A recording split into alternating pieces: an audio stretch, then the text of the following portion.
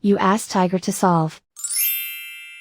This deals with linear equations with one unknown. The final result is x equals -16. Let's solve it step by step. Group all x terms on the left side of the equation. Subtract 10x from both sides. Group like terms. Simplify the arithmetic. Group like terms. Simplify the arithmetic. Group all constants on the right side of the equation. Add 17 to both sides. Simplify the arithmetic.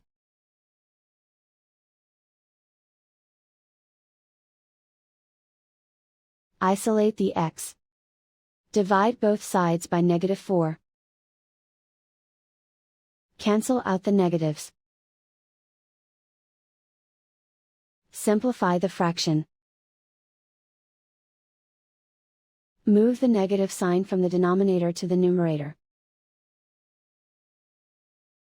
Find the greatest common factor of the numerator and denominator. Factor out and cancel the greatest common factor. And so the final result is x equals -16.